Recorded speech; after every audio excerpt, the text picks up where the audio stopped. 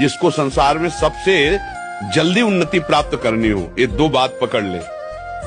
भगवान से मनावे कि कभी किसी की सेवा का अवसर हमें दीजिए।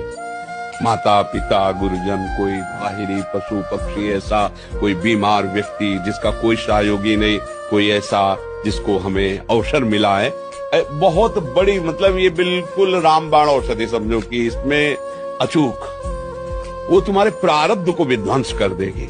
जहां तुमने किसी असहाय की बिना स्वार्थ के, बिना कुछ लेने की भावना के और तन मन धन वचन से सेवा की और भगवान का स्मरण किया, ये तुम्हारे पूर्व प्रारब्ध का नाश कर देगा।